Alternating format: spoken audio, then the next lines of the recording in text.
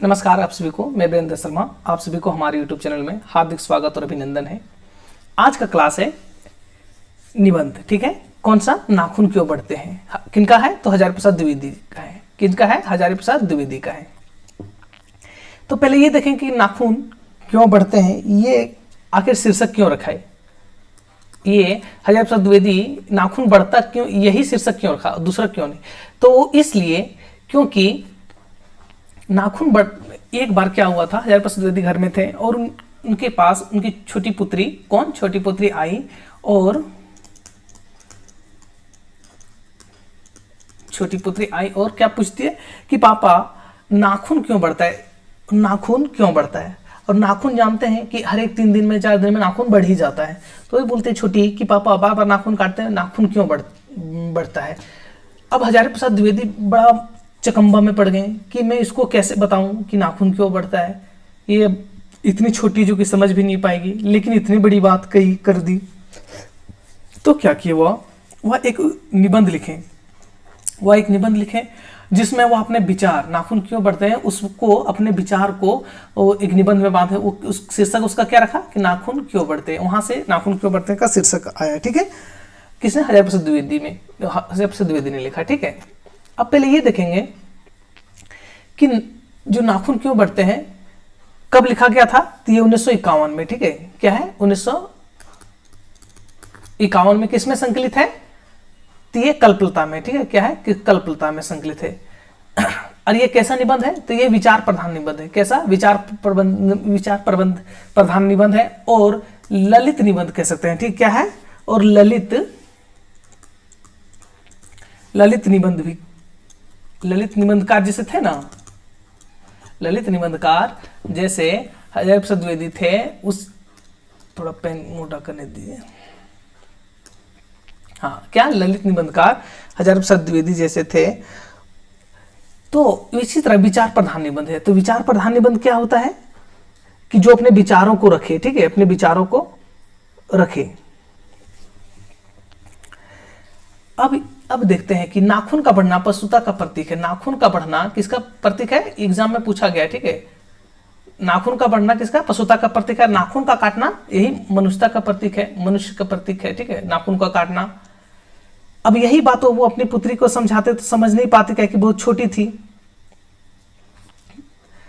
ठीक है, अच्छा एक चीज और इसमें रहा कि हजारी प्रसाद द्विवेदी ललित निबंधकार थे। कैसा निबंधकार थे? ललित निबंधकार थे। तो ललित निबंधकार क्या होता है?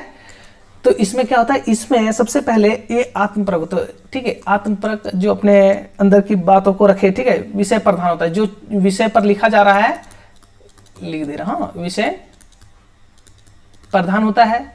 दूसरा ये क्या होता है? आत्मपरक होता है। ठीक है, आत्मपरक। ठीक है, आत्मपरक होता है, अपने से जो मन के वो लिखे। ठीक है, अपने विचारों को। और ये व्यक्तिनिष्ठ होता है। ठीक है, याद रखना, व्यक्तिनिष्ठ होता है। ठीक है, व्यक्तिनिष्ठ होता है। और हाँ, अब बात कर रहे थे हम लोग कि नाखून का बढ़ना। ठीक है, नाखून का बढ़ना पशुता का प्रतीक। अच्छा, नाखून का बढ़ना पशुता का प्रतीक कैसे हो सकता है? तो नाखून का बढ़ना पशुता का प्रतीक है। कैसे? कि आज के समय में लोग नाखून बढ़ा रहे हैं, बर्बर हो रहे हैं। ठीक है, बर्बर होते जा रहे हैं। और आज के आधुनिक समय में नाखून का कोई उपयोग नहीं रहा। नाखून का उपयोग था आदिकाल में, आदिकाल हिंदी साहित्य का आदिकाल में नहीं, पुराना काल में। ठीक है, बहुत हजारों वर्ष पुराने समय में, उस समय ठीक है नाखून का प्रयोग होता था। अभी तो नाखून का प्रयोग नहीं, अभी तो एक से एक आगे हथियार आ गया। क्या? एक से एक हथियार आ गया, तो अब नाखून का प्रयोग नहीं है। तो इसीलिए बोलते हैं पशुता का प्रतीक है नाखून का। नाखून का बढ़ना यहाँ दिखाता है कि हथियार बढ़ना। ठीक है, नाखून का प्रतीक यहाँ दिखाता है कि मनुष्य के पास हथियार की बढ़ना, हथियार हो जाना। नाखून क्या है? हथियार के तौर पे था पहले। जैसे कुछ भी करते थे पहले, औजार नहीं था तो क्या करता था कोई इंसान? नाखून से ही अपना जानवर को काट फार्मा खाता था। ठीक है, तो इसी तरह वहां के नाखून क्या था? एक औजार था। लेकिन जब ये आधुनिक काल में देखें, औजार बन जाता है। औजार किसका है? हजारी प्रसाद द्विवेदी कहते हैं कि औजार जो है, हथियार जो है, वो मनुष्यता का प्रतीक बिल्कुल भी नहीं है। किसका प्रतीक है?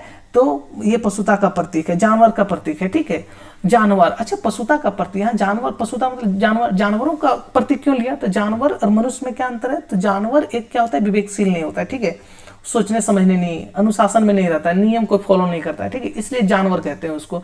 और हथियार क्या करता है? ये चीज फॉलो करता है? नहीं, हथियार क्या करता है? बड़ा छोट ऊंच नीच कुछ नहीं देखता है, जिसको मारता है धड़धड़ा के गिरा देता है, ठीक है। तो इसीलिए बोलते हैं हथियार को किसका प्रतीक माना है? नाखून का बढ़ना। नाखून यहाँ किसका है? तो हथियार से लेंगे, ठीक है, नाखून क्या बढ़ना यहाँ किससे लिया है लेखक ने? तो हथियार से, हाँ हथियार से। और नाखून का काटना मनुष्यता से प्रतीक है, ठीक है। अब जैसे आप जानते हैं कि आधुनिक काल में मतलब आज के समय में हथियार का पाबंदी, हथियार पे पाबंदी कैसे, बड़े बड़े हथियार पे पाबंदी, जैसे एटम बम, परमाणु ऊर्जा, ये सब जो कहें वो सब यूएनओ या तो फिर मतलब सभी देशों के थ्रू एक प्रतिबंध चलाया जाता है, जो कि बहुत ज़्यादा विवक्षा ना हो, नागासाकी, हिरोशिमा, ये सब। इसीलिए, और अभी देख रहे होंगे आप हाल फिलहाल में भी इजराइल हो गया या तो फिर ईरान हो गया, कैसे लड़ाई हो रहा है सिर्फ। तो ये क्या है, जो एक इतना हथियार जो आजकल चल रहे हैं एक दूसरे पे, इंसान मर जा रहा है, बच्चा मर जा रहा है, भूखे मर रहा है, तड़प के लोग दब के मर जा रहे हैं। तो ये क्या है? ये पशुता का ही प्रतीक है ना। मनुष्यता इसमें दिख नहीं सकता, क्या कि ऐसा मनुष्यता कोई इतनी नहीं है जो कि आप इतना बर्बर हो कि किसी को मारे। और क्या है इस निबंध में कि मानवतावादी का स्वर प्रमुख है। इसमें मानवतावादी, इसमें क्या है, मानवता का प्रमुख रखा है, ठीक है, मानव का स्वर दिया है। और प्राचीनता और नवीनता का समन्वय। प्राचीनता कैसे? जो भी मैं बताया, प्राचीन समय में क्या थे? प्राचीन समय मनुष्य के पास हथियार नहीं था, तो क्या नाखून से काम चलाते थे। लेकिन वही नवीनता मतलब अभी के समय, आधुनिक समय में क्या है, तरह तरह का हथियार है, गोला है, बम है, ठीक है, तोप है, हथियार है, AK-47, तरह तरह का हथियार है। तो ये क्या हुआ है, इसका समन्वय दिखाया है। यह निबंध कल्पता का प्रकाशन वर्ष कितना है? 1951 में, ठीक है, निबंध संग्रह में संकलित है। और एक बात और कि इस संग्रह में टोटल कितना निबंध है? तो 20 निबंध, ठीक है, 20 निबंध संकलित है इस संग्रह में। अच्छा, इसमें से इस संग्रह में 2 निबंध बहुत ज्यादा कह सकते हैं कि विख्यात है। एक नाखून क्यों बढ़ते हैं, ये तो हुआ ही। दूसरा शिरीष के फूल, याद रखिएगा आप लोग, शिरीष के फूल इसी में है। क्या है? शिरीष के फूल इसी में, हाँ, शिरीष के फूल,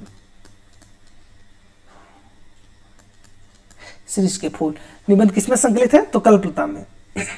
कब है प्रकाशन? 1951, ठीक है, इतना देखते रहिएगा। अब थोड़ा इस निबंध की विषय वस्तु पे चलते हैं, इसके बाद डायरेक्ट निबंध शुरू करेंगे हम लोग। कहा जाता है कि आचार्य हजारप्रसाद द्विवेदी के निबंध से ही, क्या कहा जाता है? आचार्य हजारप्रसाद द्विवेदी के निबंध से, किसका निबंध से? हजारप्रसाद द्विवेदी के निबंध से ही हिंदी में ललित निबंधों की एक सशक्त विद्या के रूप में शुरुआत हुई। किसके थ्रू से? ललित निबंध के प्रवर्तक कौन है? हजारप्रसाद द्विवेदी, ठीक है। ललित निबंध किसको कहते हैं? या तो कैसा होता है तो मैं बता चुका हूँ, ठीक है, आत्मपरक होता है, विषय प्रधान होता है, इसमें व्यक्तिनिष्ठ होता है, ठीक है। इसमें अच्छा एक चीज और आप लोग ध्यान रखिएगा, हजारीप्रसाद द्विवेदी के निबंध सिर्फ यही नहीं, नाखून नहीं बढ़ते, सभी निबंध में इसका केंद्र में कौन है? तो व्यक्ति है, केंद्र में कौन है? व्यक्ति है, ठीक है, मनुष्य केंद्र में है। ललित निबंध के भी केंद्र में कौन होता है? व्यक्ति ही होता है, ठीक है। कि एक सशक्त विधा के रूप में शुरुआत हुई है। नाखून क्यों बढ़ते हैं शीर्षक निबंध में वे मनुष्य की दुर्बलताओं को लक्षित करते हैं। नाखून क्यों बढ़ते हैं? मनुष्य को क्या? दुर्बलता को दिखाता है। दुर्बलता कैसे? तो नाखून का एक क्या पशुता का प्रतीक के कारण इसको दुर्बलता। दूसरी तरफ उसकी शक्ति और रचनाशील, दूसरी तरफ उसका शक्ति, नाखून का बढ़ना शक्ति के रूप में कैसे देखता है? तो आज के समय नहीं, आदिकाल में बहुत पुराने समय में शक्ति के रूप में था। क्यों? क्योंकि उसमें हथियार नहीं था, तो नाखून से अपना शिकार करते थे, खाते पीते थे सब लोग, कुछ काट फाड़ के, ठीक है। तो हो गया, प्रवृत्ति दर्शन भी कराते हैं, ठीक है। क्या है प्रवृत्ति का? वे मनुष्य को करुणा, दया, मैत्री, बंधुत्व एवं भाईचारे की भावना में रत होने की शिक्षा देते हैं। और ये निबंध क्या करता है कि मनुष्य को हमेशा करुणा, ठीक है, करुणा, दया, मैत्री, बंधुत्व, भाईचारा की भावना से रहने सिखाता है, ठीक है। इन्हीं भावों के संरक्षण में उसका बड़प्पन देखते हैं, और इसी भावनाओं में हजारप्रसाद द्विवेदी का क्या दिखता है? बड़प्पन दिखता है, ठीक है। और देखते हैं आगे कि इस निबंध के माध्यम से द्विवेदी जी ने मनुष्यता के विकास, क्या है? इस निबंध के माध्यम से द्विवेदी जी ने क्या? मनुष्यता का विकास, मतलब मनुष्य का विकास, मनुष्य में पशुता का अवशेष, क्या होता है? मनुष्य का विकास तो दिखाता ही है। कैसे कैसे पुराने जमाने से आज का, पहले क्या करते थे? नाखून से शिकार करते थे। क्या करते थे? एक हाथ बना लेता हूं, ये कुछ ज्यादा ही खराब हाथ बन गया, लेकिन कोई दिक्कत नहीं, ठीक है, समझाने के लिए काफी है। तो क्या था, ये पहले मान लेते कि मनुष्यता का विकास, कि पहले कैसे विकास दिखाया कि मनुष्य का हाथों को, नाखून को हथियार बनाया। क्या नाखून को हथियार बनाया? किस समय? तो ये आदि काल में, ठीक है। लेकिन मनुष्य तक, ठीक है, मनुष्य में पशुता का विकास यही आधुनिक काल में, यही नाखून क्या हो गया आधुनिक काल में, तो पशुता का निशानी हो गया, ठीक है। क्या कि अब क्या कहते हैं, अब तो जानवर शिकार कोई करता नहीं नाखून से, तरह तरह का हथियार आ गया, लेकिन इससे क्या करते हैं लोग, अब हथियार ज्यादा हो गया तो ये क्या है, मनुष्य का ही हानि कर रहा है, इसीलिए मनुष्यता का पशुता का प्रतीक से माना गया उस पर, ठीक है। मनुष्यता की विजय के साथ साथ भारतीय संस्कृति का गहन विचार किया है, और इस निबंध में भारतीय संस्कृति का तरह तरह का झलक मिलता है, ठीक है। जो आगे हम लोग निबंध पढ़ेंगे उसमें देखेंगे। इस निबंध के में वे मनुष्यों के द्वारा अस्त्र बढ़ाने की प्रवृत्ति के विरोध के साथ साथ स्वाधीनता पर भी विचार करता है। क्या? अस्त्र बढ़ाने की प्रवृत्ति के विरोध में है। क्या है? अस्त्र बढ़ाने की प्रवृत्ति के विरोध में है। कौन? हजारी प्रसाद द्विवेदी बोलते हैं कि अस्त्र बढ़ाने से क्या होगा, जो मनुष्यता नाश ही हो, नाश ही करना है, इसीलिए अस्त्र नहीं बढ़ाया जाए, बल्कि स्वाधीनता, सभी को भाईचारा ऐसे मिलके रहना है, ठीक है। चलिए यहां तक हो गया। अब आते हैं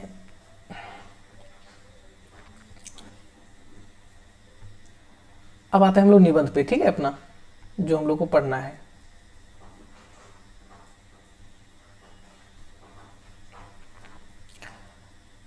आप लोगों को क्लियर हो गया होगा जहां तक उम्मीद है मुझे। खाली वो इसलिए मैं रखा था क्योंकि आप एक खाका तैयार हो जाए, ठीक है। एक सेकंड दीजिएगा, तब तक आप लोग लाइक कर दीजिए और अपने दोस्तों तक शेयर भी कीजिए। कमेंट नहीं करते हैं आप लोग। जब अच्छा पढ़ाते हैं तो फिर कमेंट भी क्या कीजिए।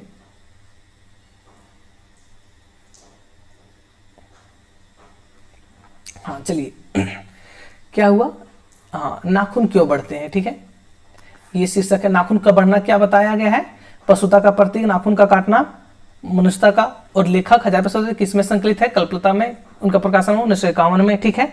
और उसमें कितने संग्रह, वो कितने निबंध संकलित है? 20 निबंध संकलित है। और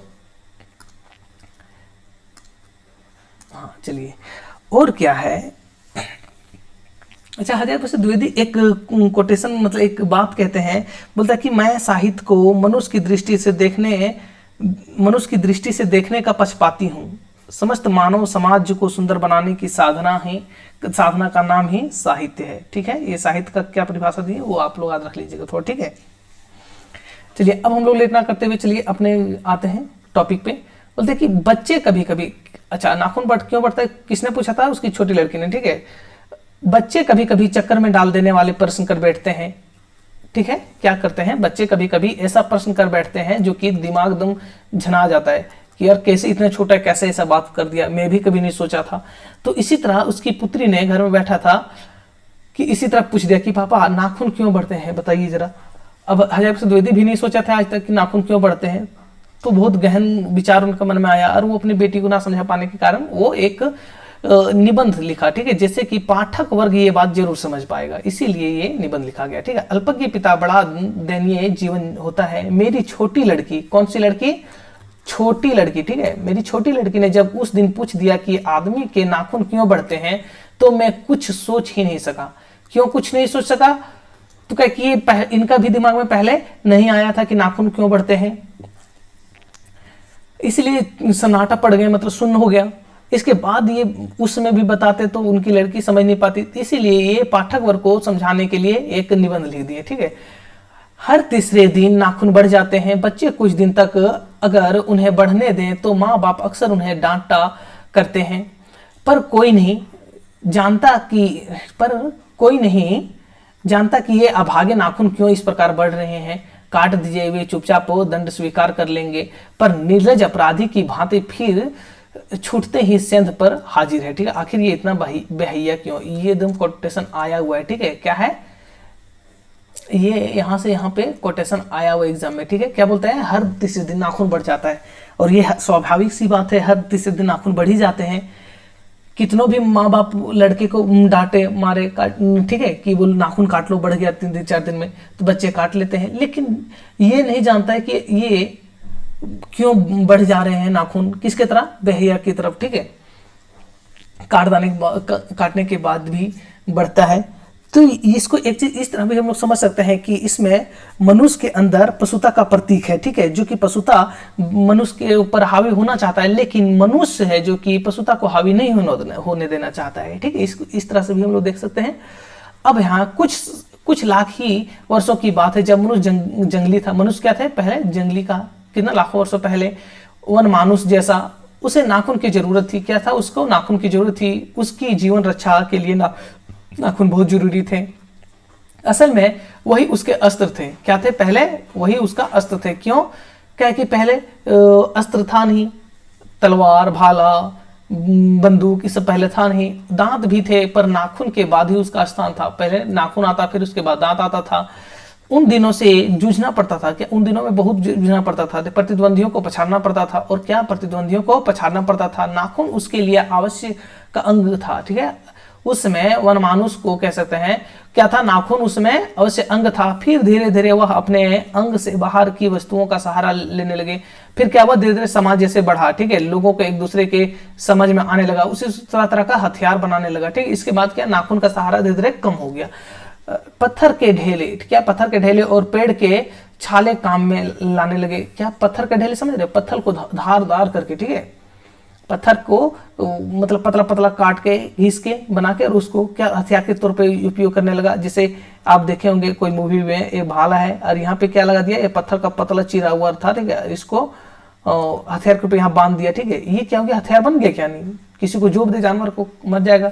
तो ये बताए रामचंद्र जी की, ठीक है, वानरी सेना के पास ऐसे ही अस्त्र थे। वानरी सेना मतलब वानर सेना, राम भगवान के वानर सेना जो थे उसका पास क्या कैसा हथियार था? यही सब हथियार था। तीर धनुष तो था नहीं, ठीक है।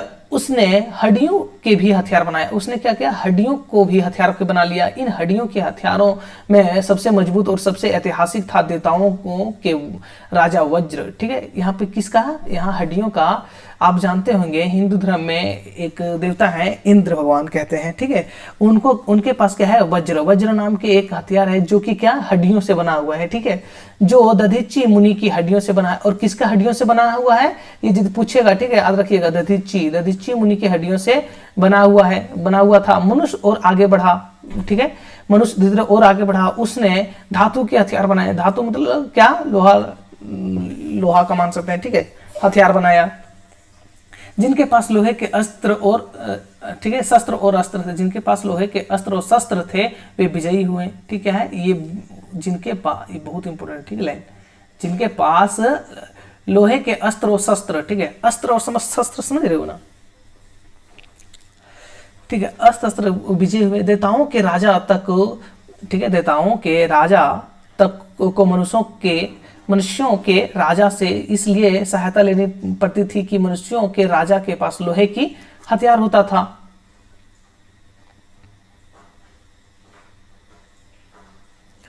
हाँ चलिए, क्यों राजा पास हथियार होता था, ठीक है। असुरों के पास अनेक विधाएं थी पर लोहे के अस्त्र नहीं थे। शायद घोड़े भी नहीं थे। आर्यों के पास ये दोनों चीज थी। अच्छा, यहाँ जो हजारी प्रसाद द्विवेदी कह रहे हैं आर्यों के पास दोनों चीज थी। हजारी प्रसाद द्विवेदी कहते हैं कि आर्य जो थे, आर्य बेसिकली कहते हैं हमारे भारत देश में, ये मैं भी नहीं मानता हूँ उतना अच्छा, क्या कि ये अंग्रेजों के थ्रू लिखा गया, कहानियों को यकीन करते हैं। तो ये कहते हैं कि आर्य बाहर से आ गए थे। कहाँ से? मिडिल ईस्ट तरफ से आर्य बाहर का आए हुए भारत में। आर्य कौन? अभी के हिसाब से जनरल कास्ट वाले को मानते हैं, ठीक है। आर्य विजयी हुए और क्या हुआ? और यहाँ के जो असुरों से लड़ाई हुआ और आर्यों का क्या हुआ? विजय हुआ। फिर इतिहास अपनी गति से बढ़ता गया। नाग हारे, ठीक, कौन? नाग हारे, ठीक है, सुपर्ण हारे, यक्ष हारे, गंधर्व हारे, ठीक, असुर हारे, राक्षस हारे। कौन हुआ? इतने किससे हारे? आर्यों से। क्या कौन कौन हारे? नाग हारे, ठीक है, नाग हारे, असुर हारे, ठीक है, यक्ष हारे और गंधर्व। ये सब जो हम लोग प्रसाद के नाटक जब पढ़ते हैं तो वहां आता है, ठीक है, गंधर्व सेन या तो फिर यक्ष, नाग, ये सब का बात कुछ आता है, ठीक है। लोहे के अस्त्रों ने बाजी मार ली। लोहे के अस्त्रों ने बाजी मार ली। इतिहास आगे बढ़ा, ठीक है। पतीले वाली, ठीक है, पतीले वाली बंदूक ने, ठीक है, पतीले वाली मतलब पित्तल वाला बंदूक ने, ठीक है, कारतूसों ने, तोपों ने, बमों ने, बमवर्षक वायु ने इतिहास को किस कीचड़ भरे घाट तक घसीटा है, यह सबको मालूम है। बोल रहा है कि इंसान को किस जिल्लत में पहुंचा दिया है, कितना मार काट हुआ है, ये किसके थ्रू से, बंदूक से, कारतूस से, तोप से, बम से, बम वर्षक वायुवाहन से, फाइटर जेट से। क्या हुआ, फाइटर अभी मान लेते एक मिसाइल यहाँ से चला और वहां जाके पूरा विध्वंस करता, हजारों हजारों लोग मर जाता है। तो ये क्या हुआ, विध्वंस हुआ, मनुष्य का नाश ही हुआ है। ठीक है, तो यही बताते हैं कि नख धर मनुष्य अब आइटम बम पर भरोसा करके आगे की ओर चल पड़ा है। और नखधर, ठीक है, क्या कहते हैं कि मनुष्य को नखधर कह रहा है। ठीक है, कि अब इनको अब यहाँ इसमें भी अब रुके नहीं, बम तो भी रुका नहीं, तो अब कहाँ पे चल गया, एटम बम पर, जो हजारों लोगों को, लाखों लोगों को एक बार में भाप बना दे, वेपराइज कर दे। ठीक है, पर उसके नाखून अब भी बढ़ रहे हैं, पर उसके नाखून अब भी बढ़ रहे हैं। मतलब क्या क्या कहने का प्लान है कि इतना तक यहाँ गया, इसके बावजूद भी और हथियारों बनाते ही है। ठीक है ना, एटम बम तक भी मतलब रुका नहीं। ठीक, और क्या है, आगे बढ़ाते चला गया। अभी प्रकृति मनुष्य को उसके भीतर वाले अस्त्र से वंचित नहीं कर रही है, और प्रकृति है जो उसके भीतर वाले गुण से उसको वंचित, मतलब उसको छोड़ नहीं रहा है। ठीक है, प्रकृति का काम क्या है जी, प्रकृति जो भी आप किसी तरह भी करें, प्रकृति का एक रूल है कि अपने हिसाब से सब चीज करता है। तो प्रकृति इसी तरह नाखून का बढ़ना क्या है, प्रकृति का देन हम लोग का, तो उसी तरह नाखून बढ़ ही रहा है। क्यों, अभी वो नहीं जान रहा है कि हमारा जरूरत अब नाखून का नहीं है, लेकिन प्रकृति है जो कि दे ही रहे। अभी प्रकृति मनुष्य के उसके भीतर वाले अस्त्र से वंचित नहीं कर रही है। ठीक है, अब भी वह याद दिला देती है कि तुम्हारे नाखून को भुलाया नहीं जा सकता। तुम वही लाख वर्ष पहले, ठीक, नख बनता लंबी जीवन हो, पशु के साथी की तरह विचरने और उचरने वाले। बोलता है कि वो भुलाया नहीं है प्रकृति। ठीक है, वो बोलता है कि तुम तो वही हो ना जो पशुओं के साथ चरता था। ठीक है, क्या, पशुओं के साथ चरता था, घूमने वाला था। ठीक है, थोड़ा सा छोटा कर दीजिए, कुछ ज्यादा आंख में लग रहा है। हाँ चलिए, विचार करने वाला। ठीक है, तत्किम बोलता है, संस्कृत का श्लोक है, तत्किम मैं हैरान होकर सोचता हूँ, ठीक है, कि मनुष्य आज अपने बच्चों को नाखून ना काटने के लिए डांटता है। किसी दिन कुछ थोड़े लाख वर्ष पूर्व वह अपने बच्चों को नाखून नष्ट करने पर डांटता रहा होगा। बिल्कुल ठीक है, जैसे आज हम अपने बच्चों को बोलते हैं कि नाखून काट लो, नाखून बढ़ गया, नाखून में गंदगी फंस गया है, इसीलिए नाखून काट लो, कई तरह का बैक्टीरिया न आ सके। ठीक है, कोई तरह का, तो नाखून काट ले। लेकिन यही पुराने माँ बाप उस समय के लाखों वर्ष पहले पुराने माता पिता श्री क्या कहते होंगे बच्चों को, नाखून काट लिया, नाखून क्यों काट लिया, तुम कैसे शिकार करोगे, तुम कैसे खाओगे, तुम कैसे फाड़ोगे कुछ चीज, ठीक है, काटोगे। ये उसकी माँ, अभी मम्मी पापा डांटते हैं और पहले क्या वही नहीं काट लेते थे, उसमें डांटते थे।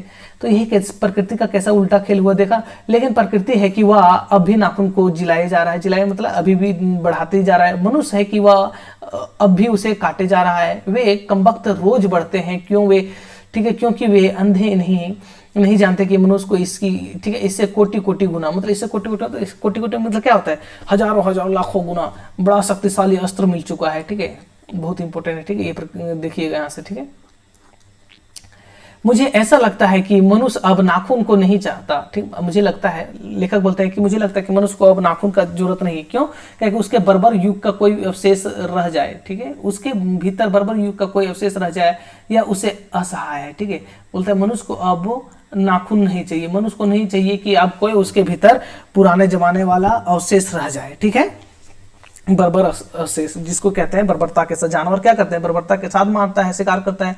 लेकिन यह कैसे कहूं कि नाखून काटने से क्या होता है, लेकिन बोलते हैं कि यह कैसे कहूं कि नाखून काटने से क्या होता है। मनुष्य की बर्बरता घटी कहाँ है, यहाँ से याद रखना, मनुष्य की बर्बरता घटी कहाँ है, वह तो बढ़ती जा रही है। मनुष्य के इतिहास में, ठीक है, हिरोशिमा का हत्याकांड बार बार थोड़ी हुआ है।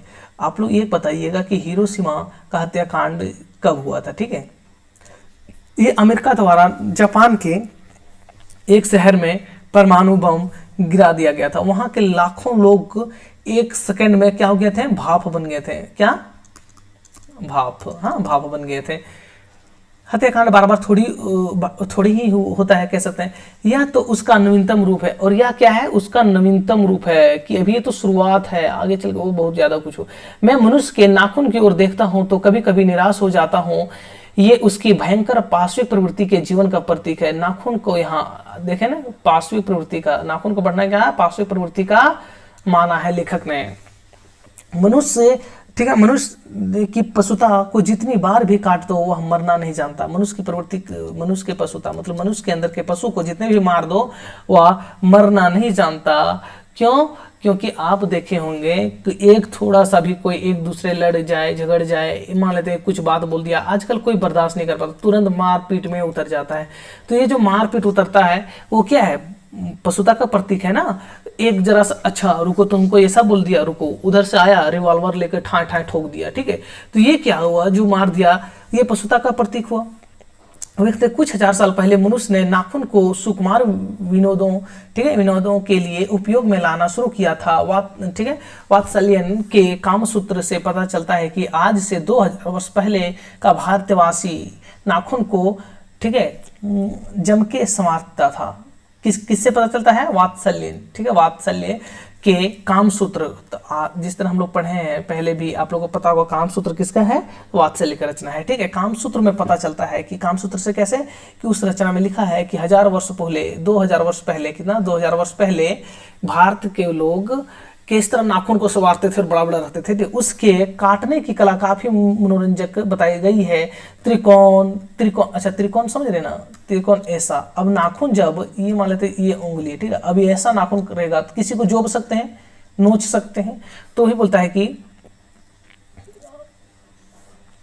हाँ त्रिकोण, ठीक है, वर्तुलाकार, चंद्राकार, दंतुल आदि विविध आकृतियों के नाखून उन दिनों विलासी नागरिकों के ना जाने किस काम आया करते थे उनको, ठीक है, सिक्थम मतलब मोम, उनको मोम और, ठीक है, अकल तक मतलब आलता से अत्यंत पूर्ण रगड़कर लाल और चिकना बनाया जाता था। ये कह रहा है कि मोम से नाखून को हमेशा याद रखिएगा, नाखून को मोम से लगाने से, मोम जो गिरते हैं जी, मान लेते क्या यहाँ जला रहे हैं मोमबत्ती, ठीक है, क्या मोमबत्ती जला रहे हैं, तो जो इसका जो यहाँ से गिरता है, टगर के कहते हैं, या तो पिघल के कह सकते हैं, उसको नाखून में लगाने से क्या होता था? मुलायम होता था। और आलता समझते हैं, जो घर में देखते होंगे मम्मी पापा बोलते हैं, मम्मी या तो कोई भी मतलब घर का परिवार लोग किस तरह हाँ पैर रंगती हैं, या तो फिर पुरुष लोग भी शादी में वही पैर रंगते हैं, उसको आलता कहते हैं, ठीक है। गौड़ देश के लोग उन दिनों बड़े बड़े नखों का संसद, ठीक है, नखों को पसंद करते थे, और दक्षिणायन लोग छोटे नखों को। देखिए यहाँ गौड़ देश, ठीक है, गौड़ देश के लोग कैसे नाखून पसंद करते थे? बड़े बड़े। लेकिन दक्षिण भारत के लोग कैसे छोटे नाखून पसंद करते हैं। अपनी अपनी रुचि है, देश की भी और कला की भी, ठीक है, देश की भी और काल की भी। लेकिन समस्त अधोगामिनी वृत्तियों की ओर नीचे खींचने वाली वस्तुओं को भारतवर्ष ने मनुष्योचित बनाया है। यह बात चाहूं तो भी भूल नहीं सकता। मानव शरीर का अध्ययन करने वाले प्राणी वैज्ञानिकों का यह निश्चित मत है कि मानव चित्त की भांति मानव शरीर में भी बहुत सी, ठीक है, अभ्यास जन्य सहज वृत्तियां रह गई है। अभ्यास जन मतलब अभी बहुत कुछ सीखना बाकी है। दीर्घ काल तक उनकी आवश्यकता रही है, दीर्घ काल तक, लंबे समय तक उसका आवश्यकता रही है। तो शरीर में अपने भीतर एक ऐसा गुण पैदा कर लिया है कि वे वृत्तियों का, ठीक है, वृत्तियों का अनायास ही और शरीर के अनजान में भी अपने आप काम करती है। नाखून का बढ़ना उनमें से एक है। नाखून का बढ़ना क्या हमारा बढ़ाते नहीं तो कौन? शरीर ही बढ़ा रहा है ऑटोमेटिक। केस का बढ़ना दूसरा, नाखून का बढ़ना पहला, केस का बढ़ना दूसरा, दांत का दोबारा उगना तीसरा है, ठीक है। तो याद रखिए, क्रम भी थोड़ा याद रखिएगा, हाँ, कि कोई भरोसा नहीं किस तरह क्वेश्चन पूछ दे रहा है एंटी घुमा घुमा के। तो केस भी अपने आप बढ़ रहा है, हम लोग कुछ बढ़ा नहीं रहे। दांत भी सोच रहे, दांत टूट जाता है फिर नया उगाता है। लेकिन यही जब आप 25-30 साल हो जाए, इसके बाद आपका दांत टूटे तो एक भी वापस नहीं आए, तो बचपन में कैसे इससे होता है? तो वही बता रहा है। पलकों का गिरना, ठीक है, पलकों का गिरना चौथा है। और आलस्य में, ठीक है, असल में सहजात वृत्तियों अनजान की स्मृतियां को ही कहते हैं।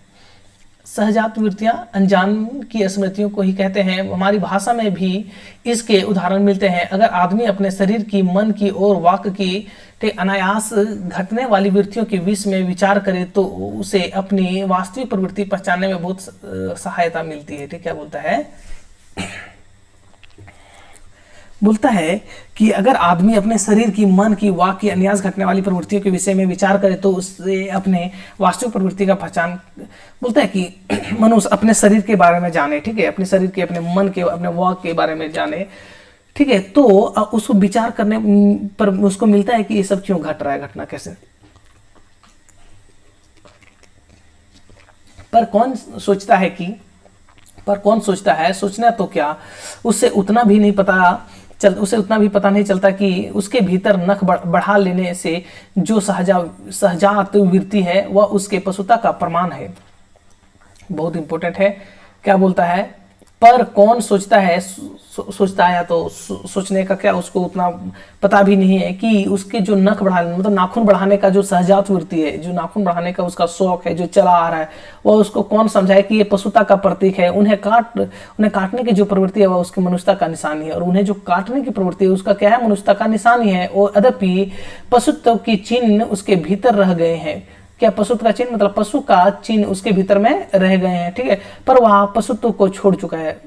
यही बोल रहे हैं कि पशुत्व मतलब पशुओं का चिन्ह, पशुओं का व्यवहार जो चिन्ह है सो मनुष्य के भीतर रहा है, लेकिन मनुष्य है जो कि पशुता का, क्या मनुष्य जो पशुत्व को छोड़, मतलब पशुओं के बिहेवियर को छोड़ चुका है, लेकिन उसका प्रवृत्ति अभी भी मनुष्य में पाया जाता है, नाखून का बढ़ना, ठीक है। पशु बनकर वह आगे नहीं बढ़ सकता। इसी तरह कहा जाता है कि मारपीट, तो फिर कह सकते हैं लड़ाई झगड़े से कुछ चीज हल नहीं होता है। कैसे, डायलॉग से, बात से कोई चीज सुलझा जा सकता है। उसे कोई और रास्ता खोजना चाहिए। अस्त्र बढ़ाने की प्रवृत्ति मनुष्यता की विरोधनीय है। अस्त्र बढ़ाने की प्रवृत्ति क्या है, मनुष्यता के विरोधनीय, एकदम बहुत इंपॉर्टेंट है, ठीक है। चलिए यहां तक हो गया। अब आगे देखते हैं।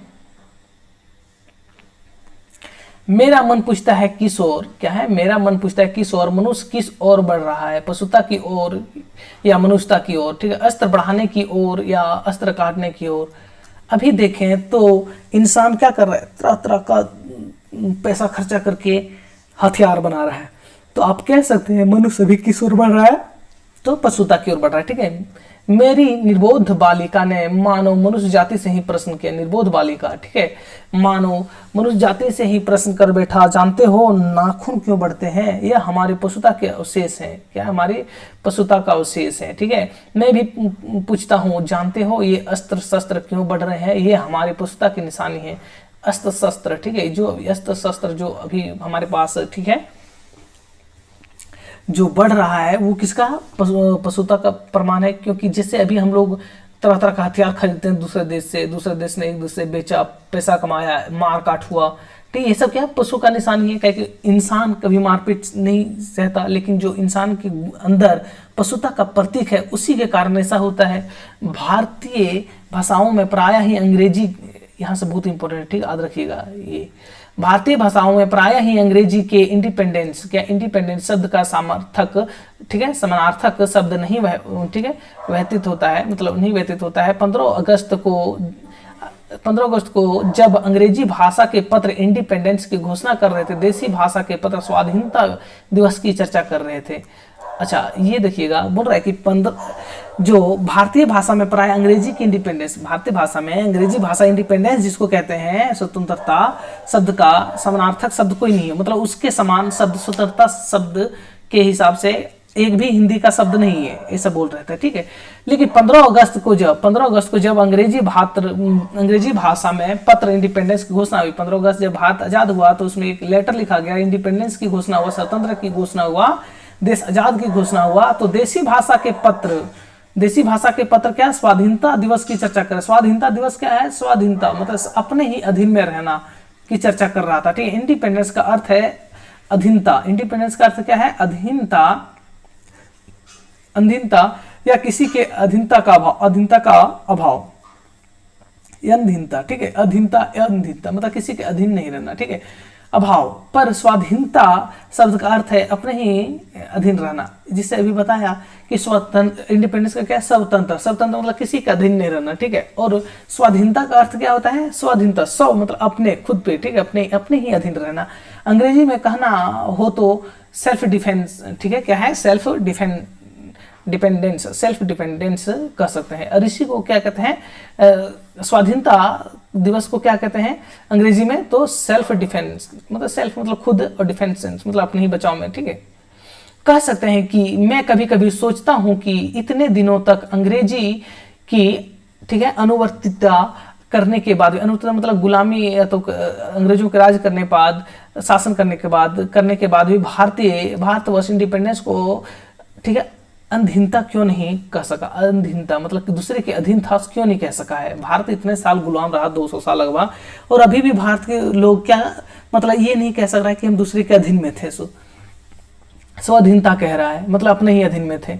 तो अपने, ठीक है, उसने अपनी आज़ादी के जितने भी नामकरण किए, स्वतंत्रता, स्वराज्य, स्वाधीनता, उन सब में सब का बंधन अवश्य रखा, ठीक है। यह क्या संयोग की बात है या हमारी समूची परंपरा ही अनजान में, ठीक, समूची परंपरा ही अनजान में हमारी भाषा के द्वारा प्रकट होती रही।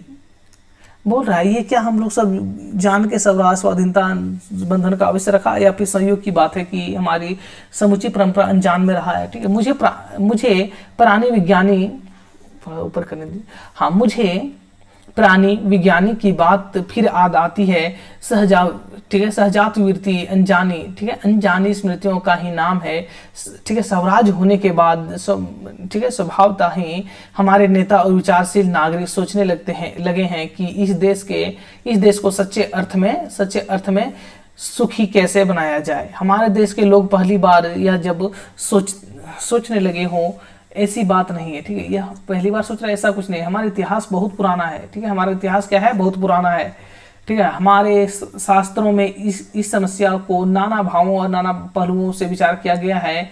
हम कोई नौसिखिए, ठीक है, नहीं है जो रातों रात अनजान जंगल में पहुंचकर, ठीक है, अर्चित छोड़ गए आए हैं। मतलब ये बोल रहा है कि ये सब कि अपने अधीन में कैसे आजाद होंगे, अब कैसे खुशी अपना देश का विकास करें, ये सब हमारे लिए नया नहीं, बहुत पहले से होता आ रहा है। तरह तरह से भारत देश में आक्रमण होते आ रहा है, हुनों का से लेकर या से लेकर सभी। हमारी परंपरा, ठीक है, महिमामयी, हमारी परंपरा महिमामयी, उत्तराधिकार विपुल और संस्कार उज्जवल है, ठीक है। विपुल और संस्कार उज्जवल है। हमारे अनजान में भी ये बातें हमें एक खास दिशा में सोचने की प्रेरणा देती है। यह जरूर है कि परिस्थितियां बदल गई है, उपकरण नए हो गए हैं और उलझनों की मात्रा भी बहुत बढ़ गई है, पर मूल समस्या बहुत अधिक नहीं बदली है। क्या बोल रहा है कि परिस्थितियां बदला है, सब समस्याएं धीरे धीरे बदली है, ठीक है, लेकिन ये मूल समस्या, मतलब ये जो मूल समस्या है और उसका वो नहीं बदला है, ठीक। उपकरण नए हो गए हैं, उलझनों की मात्रा, अच्छा ये तो हो चुका ना। भारतीय चित्त जो आज भी अधीनता के रूप में ना सोचकर स्वाधीनता के रूप में सोचता है, वह हमारे दीर्घकालीन संस्कारों का फल है। क्या बोलता है कि भारतीय चित्त जो आज अधीनता, ठीक है, अधीनता के रूप में ना सोचकर स्वाधीनता के रूप में सोचता है, वह हमारे दीर्घकालीन संस्कारों का ही फल है, ठीक है। वह शौक के बंधन को आसानी से नहीं छोड़ सकती, वह शौक के बंधन, वह अपने को छोड़ नहीं सकती, ठीक है, छोड़ नहीं सकता भारतीय लोग अपने आप पर, अपने आप पर या तो अपने आप के द्वारा लगाया हुआ बंधन हमारी संस्कृति की बड़ी भारी विशेषता है। और हमारे संस्कृति में भी है कि आप सौ को नहीं छोड़ो, मतलब खुद को ये कह सकते हैं कि किसी से तोड़ नहीं सकते, छोड़ नहीं सकते, ठीक है। भारत के लोग अपने ही अधीन रहना ज़्यादा पसंद करते हैं, ना कि पूरा स्वतंत्र रहने से लोग कह सकते हैं कि भटक जाते हैं। जिसे मान लेते हैं एक इंसान पूरा स्वतंत्र है, क्या है, पूरा स्वतंत्र है, घर परिवार से कोई मतलब, तो क्या ये भटक ही जाएगा। लेकिन एक परिवार है, भारत देश में क्या होता है, पारिवारिक माहौल है। तो यहाँ से क्या होता है कि एक बच्चा अपने घर परिवार के माहौल में रहा, उसके बंधन में बंधे रहे, तो ये क्या है, आगे पढ़ लिख के आगे तक सक्सेस होता है, फिर अपने घर परिवार चलाता है। तो ये सब चीज़ होता है, देखने मिलता है। वही बोलते हैं कि मैं ऐसा तो नहीं मानता कि जो कुछ हमारा पुराना है, जो कुछ हमारा विशेष है, उससे हम, ठीक है, चिपके रहें। पुराने का मुंह सब समय वांछनीय ही नहीं होता, पुराना का मुंह सब वांछनीय नहीं होता, पुराना का मुंह हमेशा अच्छा नहीं होता है। मेरे बच्चे को गोद में दबाए रहने वाली बंदरिया मनुष्य का आदर्श नहीं बन सकती। बोलता है कि बंदर जो उनके बच्चे को गोद में दबाए रखती है, वो क्या है, मनुष्य का आदर्श नहीं बन सकता है। परंतु मैं ऐसा भी नहीं सोच सकता कि हम नई अनुसंधिकता के नशे में चूर होकर अपना सर्वस्व खो दें, ठीक है। कालिदास ने, यहाँ से बहुत इंपॉर्टेंट, ठीक है, आप देखिएगा, कालिदास ने कहा था कि सब पुराने अच्छे नहीं होते, सब पुराने अच्छे नहीं होते, सब नए खराब नहीं होते, भले लोग दोनों की जांच कर लेते हैं, भले लोग दोनों की जांच कर लेते हैं, जो हितकर होता है उसे ग्रहण करते हैं, और मूढ़ लोग दूसरों के इशारे पर भटकते रहते हैं। सो हमें परीक्षा करके ही कर, मतलब हित की बात सोच लेनी, टाइपिंग मिस्टेक है, हित की बात सोच लेनी होगी, और अगर हमारे पूर्व संचित भंडार में वह हितकर वस्तु निकल आए तो इससे बढ़कर और क्या हो सकता है। मतलब क्या बोल रहे हैं कालिदास बोल रहे हैं कि हमारे समय में कोई भी चीज, मतलब जितने पुराने सब अच्छा नहीं, पुराना चीज भी सब अच्छा नहीं, और नई चीज भी सब अच्छा नहीं। नया चीज में हथियार बनाना अच्छा नहीं है लेखक के माध्यम से, लेकिन पुराने नहीं है। पुराने समय में घर पारिवारिक माहौल बहुत अच्छा रहता था, एक दूसरे सब लेके चलते थे। आजकल में क्या चल रहा है, परिवार को ढो के नहीं चल रहे, परिवार को ले ही नहीं जा रहे, परिवार से अलग हो रहे, जैसे कुछ जॉब वॉब लगा, परिवार को छोड़ दिया, माँ बाप को। तो ये क्या हुआ, ये अच्छा चीज नहीं है। तो पहले क्या अच्छा चीज था, और अभी आधुनिक में हथियार बढ़ाना अच्छा चीज नहीं है। वही बात कर रहे हैं कि वो सब हित उसे देखना चाहिए, परखना चाहिए, वही बात हो रहा है। ठीक है, बहुत इंपॉर्टेंट है, इस लाइन को एकदम याद रखिएगा आप लोग। ठीक है, अभी तक पूछा नहीं गया, लेकिन उम्मीद है कि पूछा जा हो सकता है। चलिए ठीक है, अब देखते हैं कि जातियां इस देश में अनेक आई हैं, जातियां इस देश में अनेक आई हैं, लड़ती झगड़ती भी रही हैं, फिर प्रेम पूर्वक बस भी गई हैं। सभ्यता की नाना सीढ़ियों पर खड़ी और नाना और मुख करके चलने वाली इन जातियों के लिए एक सामान्य धर्म खोज निकालना कोई सहज की बात नहीं है। बहुत इंपॉर्टेंट है ये सब लाइन। ठीक है, भारतवर्ष के ऋषियों ने अनेक प्रकार की इस समस्या को सुलझाने की कोशिश की थी, पर एक बात उन्होंने लक्ष्य की थी कि समस्त वर्णों और समस्त जातियों का एक सामान्य आदर्श हो, वह है अपने ही बंधनों से अपने को बांधना। देखिए, बोल रहे हैं कि भारतवर्ष में ऋषियों के द्वारा इस सब समस्या सुलझाया गया था। ठीक है, क्या सुलझाया गया था समस्या कि एक बात उन्हें लक्ष्य की थी, वह सभी वर्णों मतलब सभी वर्ग, उच्च नीच सभी, ठीक है, सभी जाति आपस में समान मिलकर, ठीक है, क्या सामान्य आदर्श बनाए, समान आदर्श पेश करे। ठीक है, सब अच्छे से रहे, वह है अपने ही बंधनों में। और क्या था, और वह क्या था, तो वह अपने बंधनों में बंध के रहना, अपने ही बंधनों मतलब अपना कह सकते हैं कि अपना एक अधिकार, या तो फिर अपने से पीछा नहीं छुड़ा सकते हैं, अपना घर परिवार को इस तरह समझ सकते हैं। मनुष्य पशु से किस बात में भिन्न है, आहार निद्रा तो आदि पशु सुलभ स्वभाव से ठीक वैसे ही है। बोल रहा है कि मनुष्य पशु से कैसे अलग है। ठीक है, पशु आहार, हम तो खाना नींद तो पशु भी लेते हैं जैसे अन्य प्राणियों के हैं, लेकिन वह फिर भी पशु ही भी है। लेकिन फिर भी पशु क्यों होता है, क्योंकि वो चिंतनशील व्यक्ति चिंतनशील नहीं होते। ठीक है, उसमें संयम है, ठीक है, दूसरे के सुख दुख के प्रति संवेदना, श्रद्धा है, तप है, त्याग है। यह मनुष्य के स्वयं के उद्भावित बंधन है। इसलिए मनुष्य झगड़े डंडे को अपना आदर्श नहीं मानता, गुस्से में आकर चढ़ दौड़ने वाले अविवेक को बुरा समझता है, और क्या बोलता है कि पशु देखते हैं गुस्सा आ जाता है तो पशु मार देता है, ठीक है, काट लेता है, और वचन, मन और शरीर से किए गए, ठीक है, या सत्याचरण को गलत आचरण मानता है। जो गलत कामों को किया गया है मन से, धन, शरीर से गलत चीज जो किए जाते हैं उसको क्या गलत मानता है। या किसी भी जाति या वर्ण या समुदाय को धर्म नहीं है, ठीक, या किसी भी जाति वर्ण या समुदाय धर्म नहीं है, या मनुष्यता का एक धर्म है। महाभारत में इसलिए, ठीक है, क्या है, निर्वैर भाव, सत्य व क्रोध को सब वर्णों का सामान्य धर्म कहा गया है। ये एकदम पूछे जाएगा। ठीक है, क्या है कि महाभारत में इसमें महाभारत का जिक्र आ रहा, देख रहे हैं ना, कि यह मनुष्य मात्र का धर्म है। कौन सा, कि सभी जाति का वर्ण समुदाय का धर्म नहीं। ठीक है, ये सब जो यहाँ बता रहा हूं ना, कहाँ चला गया, यहाँ से, ठीक है, ये सब याद रखिएगा, थोड़ा पोटेशन। ठीक है, यहाँ से देखिएगा अभी आगे तक। हाँ, क्या है, धर्म है, एक, ठीक है, एतति है, ठीक है, त्रियम है, श्रेष्ठम है, सर्वभूतेषु है, भारत है, निर्वेता, महाराज, सत्य, क्रोध एवच, ठीक है, अन्यत्र इसमें नियंत्रण दानशीलता को भी गिनाया गया है। छोड़ी पृष्ठ संख्या। गौतम, कौन गौतम ने ठीक ही कहा था कि मनुष्य की मनुष्यता यही, गौतम बुद्ध का बात हो रहा है, ठीक, गौतम बुद्ध भगवान, जो मनुष्य की मनुष्यता यही है कि वह सबके दुख सुख की सहानुभूति के साथ देखता है। ये पंक्ति भी याद रखिएगा, ठीक है। यह आत्मनिर्मित बंधन ही मनुष्य को मनुष्य बनाता है। यह हिंसा, सत्य और आक्रोधमूलक धर्म का मूल उत्सव यही है। मुझे आश्चर्य होता है कि अनजान में भी हमारी भाषा में यह भाव कैसे रह गया, लेकिन मुझे नाखून के बढ़ने पर आश्चर्य हुआ था। अज्ञान सर्वस्व आदमी को पछाड़ता है और आदमी है कि सदा उससे लोहा लेना, मतलब लोहा लेने के लिए कमर कसता है। ये बहुत इंपॉर्टेंट, ठीक है, ठीक है।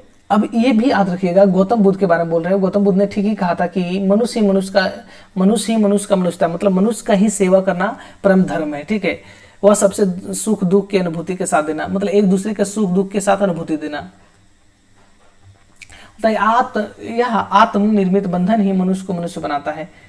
ये बहुत इंपॉर्टेंट है, ठीक है। ये गौतम बुद्ध के बारे में लेन कहते हैं। ये यदि आ जाए एग्जाम में तो फिर आप सोचने लगेंगे कि कहाँ से आया होगा, पता ही नहीं। लेकिन ध्यान दीजिएगा, मनुष्य को सुख कैसे मिलेगा। बड़े बड़े नेता कहते हैं मनुष्य, ठीक है, वस्तुओं की कमी है और मशीन बिठाओ ठीक है, और उत्पादन बढ़ाओ और धन की वृद्धि करो और बाह्य उपकरणों की ताकत बढ़ाओ, ठीक है। एक बूढ़ा कहता था, मतलब एक महात्मा गांधी जो थे वो कहते थे, बाहर नहीं भीतर की ओर देखो, बाहर नहीं भीतर की ओर देखो। आप जानते हैं कि महात्मा गांधी कारखानों का या तो मशीनीकरण का बहुत बड़ा खिलाफ थे महात्मा गांधी। कौन? गांधी जी बहुत खिलाफ थे। क्या कहते थे उससे कि कुटीर उद्योग पे ज्यादा फोकस करो, अपने यहाँ उत्पाद बढ़ाओ, बाहर मशीनों के द्वारा नहीं, इससे क्या रोजगार छिन जाएगा। बिल्कुल आज भी वही हो रहा है। हिंसा को मन से दूर करो, क्या बोल रहे थे, हिंसा का मन से दूर करो, मिथ्या को हटाओ, क्रोध को द्वेष को दूर करो, लोक के लिए कष्ट सहो, आराम की बात मत सोचो, प्रेम की बात सोचो, आत्मतोष की बात सोचो, काम करने की बात सोचो। उसने कहा प्रेम ही बड़ी चीज है क्योंकि वह हमारे भीतर है, ठीक है। इच्छृंखलता पशु की प्रवृत्ति है, सौ का बंधन मनुष्य का स्वभाव है। बूढ़े ने की बात अच्छी लगी या नहीं पता नहीं, उसे गोली मार दी, मतलब ये सब बात करता था बूढ़े ने, लेकिन उसको क्या नाथुराम गोडसे द्वारा गोली मार दिया गया, उसे गोली मार दी गई आदि, ठीक है। आदमी ने नाखून बढ़ने की प्रवृत्ति ही हावी है। और आदमी में क्या हुआ, आदमी में पशुता का ही प्रभाव, मतलब मनुष्य में पशु का ही प्रभाव प्रवृत्ति ज्यादा हावी हुआ। कैसे? क्योंकि हथियार उठा लिया, और हथियार किसका प्रतीक है? पशुता का। तो इसीलिए बोलता है कि आदमी के नाखून बढ़ने की प्रवृत्ति ही हावी हुई। मैं हैरान होकर सोचता हूँ बूढ़े ने कितनी गहराई में बैठकर मनुष्य की वास्तविक चरितार्थ का पता लगाया था। कि अब एक याद रखिएगा, ठीक है, यहाँ से यहाँ बहुत इंपॉर्टेंट है, ठीक है, यहाँ तक बहुत इंपॉर्टेंट है, इसको एकदम मस्ट कर लीजिए। अब चलते हैं आगे। बोलता था कि क्या बोलता था कि कारखाने लगाओ, प्रेम के बात करो, आराम मत सोचो, आराम मत करो, ठीक है, काम करते रहो, आत्मतोष की बात करो, आत्मसंतोष की बात करो, काम करने की बात करो, क्या काम करें, कैसा काम करें जो आगे बिजनेस बढ़े, ठीक है, कुटीर उद्योग के द्वारा, ये सब बात होता। मशीन को हटाओ, उसने क्या बोला था, प्रेम ही बड़ी चीज है, ये सब चीज बोला था। लेकिन एक आदमी ने क्या किया, उसको मार दिया। अब आगे चलते हैं। ऐसा कोई दिन आ सकता है जब मनुष्य के नाखून का बढ़ना बंद हो जाए। क्या ऐसा कोई दिन आ सकता है जब मनुष्य के नाखून को बढ़ना बंद हो जाए, ठीक है। प्राणी शास्त्रियों का ऐसा अनुमान है कि, ठीक है, प्राणी शास्त्रियों के ऐसा अनुमान है कि मनुष्य का अनावश्यक अंग उसी प्रकार झड़ जाएगा जिस प्रकार उसी पूंछ झड़ गई। मतलब बड़े बड़े लोग, साइंटिस्ट लोग, या तो बड़े बड़े साइंटिस्ट ही कह सकते हैं, वैज्ञानिक लोग क्या कहते हैं कि जिस तरह मनुष्य के पहले पूंछ होता था, पीछे पूंछ होता था, क्या होता था, पहले पूंछ होता था, जिस तरह मनुष्य का विकास होते चला, इसके बाद पूंछ ऑटोमेटिक खत्म हो गया। इसी तरह मनुष्य के जो अब काम नहीं आता, जैसे नाखून, उसको क्या अब झड़ जाएगा ऑटोमेटिक, आगे जाके नहीं आएगा।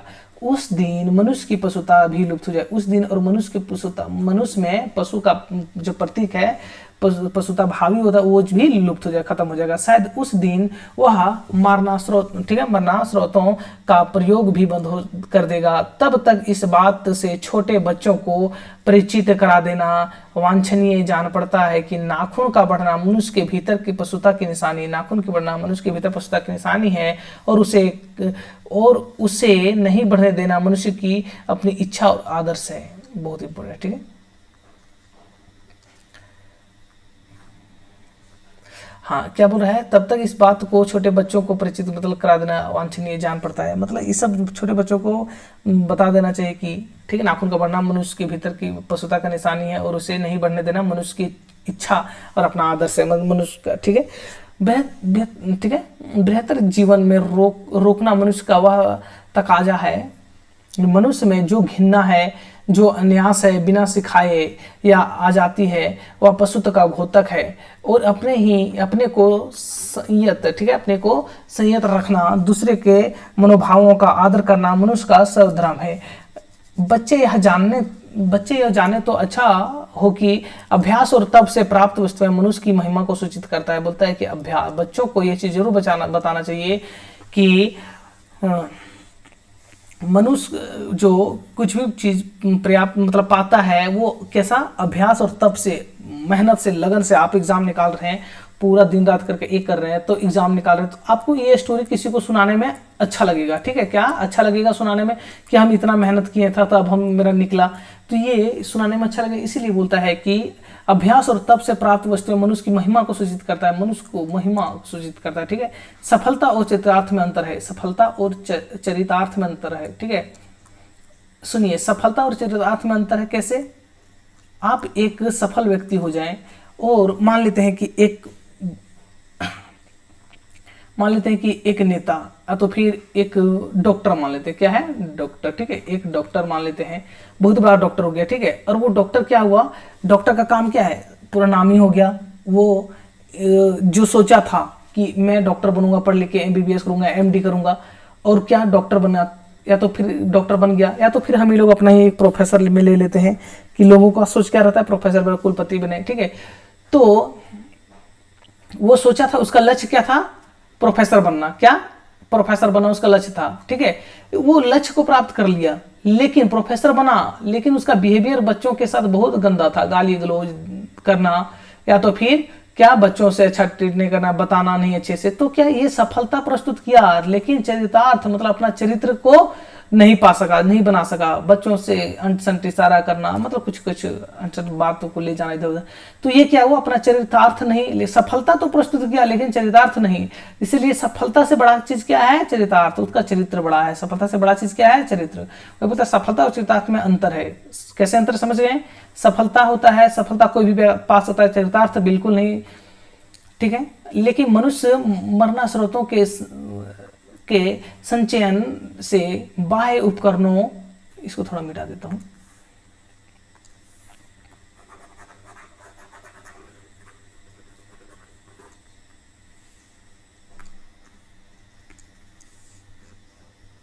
हाँ, क्या है, बाह्य उपकरणों के ठीक है, बाहुल्य से उस वस्तु को पा भी सकता है जिसे उसने बड़े आडंबर के साथ सफलता का नाम दे रखा है, ठीक है। परंतु मनुष्य की चरितार्थ प्रेम में है, मनुष्य की चरितार्थ प्रेम में है, जैसे मैं अभी बताया, ठीक है, मैत्री में है। बच्चों से अच्छा ट्रीट करोगे, बच्चों से अच्छा हंस बोल के रहोगे, अच्छे से बात सुनोगे, हर एक डॉट क्लियर करोगे, तब तो इंसान कोई प्रेम करेगा ना आपसे। त्याग में है, अपने को सबके मंगल के लिए निषेध भाव, ठीक है, निशेष भाव से दान कर देने में, कह सकते हैं मतलब, ठीक है, भाव से दे देने में है। नाखून का बढ़ना मनुष्य की उस अंध सहजात वृत्ति का परिणाम है जो उसके जीवन में सफलता ले आना चाहती है। उसको काट देना उस स्वनिर्धारित आत्म संबंधन या फल है जो उसे चरितार्थ की ओर ले जाती है। नाखून बढ़ते हैं तो बढ़े, मनुष्य उन्हें काट बढ़ने नहीं देगा। बहुत इंपॉर्टेंट, ठीक है, यहाँ से ये पूरा इंपॉर्टेंट ही है, ठीक है, ये पैराग्राफ ही पूरा इंपॉर्टेंट है। इसलिए चलिए, आप लोग को अच्छा लगा हो तो लाइक शेयर कीजिएगा, अपने दोस्तों तक तो पहुंचाइएगा। थोड़ा तबीयत भी ठीक नहीं, लेकिन क्लास में लिया, सोचा कि एग्जाम आप लोग का नज़दीक आ रहा है। चलिए, बहुत बहुत धन्यवाद, आप लोग इतना देर तक देखें।